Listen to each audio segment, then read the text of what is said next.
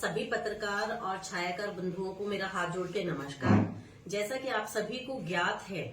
कि उचाना क्षेत्र के एक सरकारी स्कूल का जो एक गंभीर मामला सामने आया है, उसको लेके आज यहाँ पे मैं आप सबसे रूबरू हुई हूँ। पिछले जैसा कि आप सबको ज्ञात है, एक मामला जो आया था सरकारी स्कूल का, जिसमें कुछ बच्चियों ने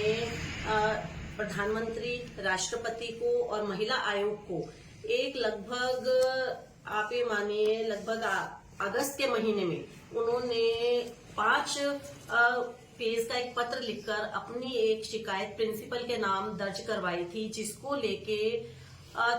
13 सितंबर को महिला आयोग के पास वो पत्र पहुंचा और उस पत्र के एवज में महिला आयोग ने जो उचाना का लोकल पुलिस और प्रशासन को और शिक्षा विभाग को उससे अवगत करवाया गया, परंतु 1.5 महीने तक भी वो पत्र के खिलाफ कोई कार्रवाई नहीं हुई। और दोबारा से जब बच्चियों ने शिकायत की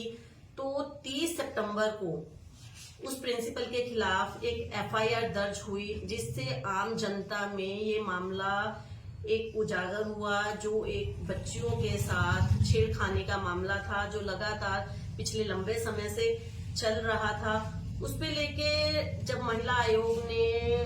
बच्चियों को पंचकूला में बुलाया, बच्चियों से बातचीत भी की गई,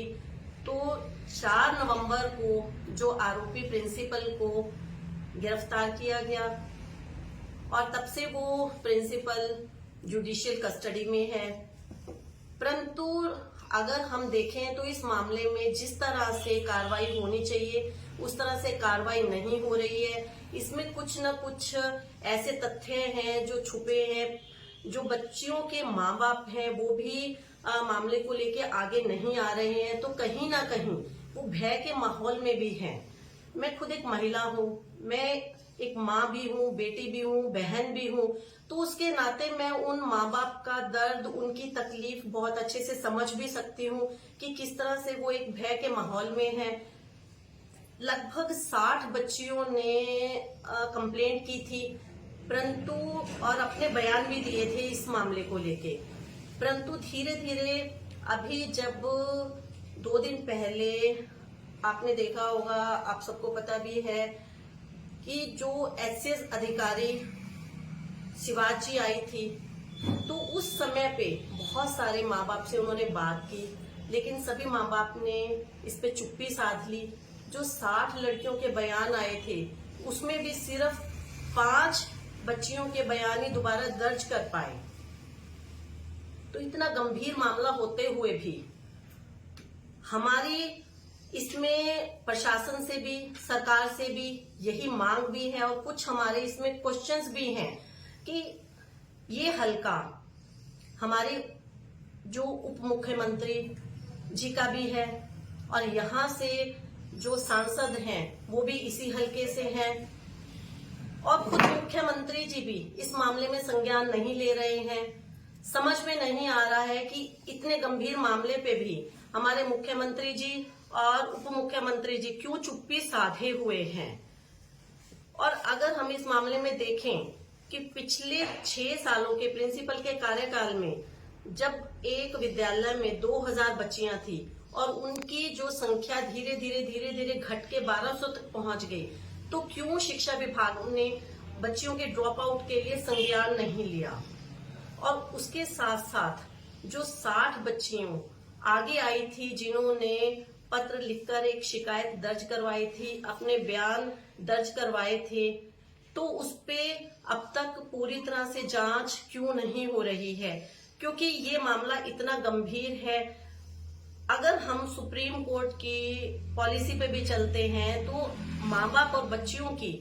जो प्राइवेसी को और उनको गुप्त रखते हुए भी सरकार इस पे कार्रवाई कर सकती है। और हमारी इसके साथ साथ बहुत सारे इस मामले से जुड़ी समस्याएं हैं जो संज्ञान में आई हैं कि जो स्कूल में एक सुझाव पेटी, सूचना पेटी का प्रावधान कहिए वो होता है, तो वो स्कूल में क्यों नहीं थी। अगर ऐसी पेटी स्कूलों में लगाई भी जाती है, परंतु अगर आप देखेंगे वो पेटियों को कभी खोला भी नहीं जाता।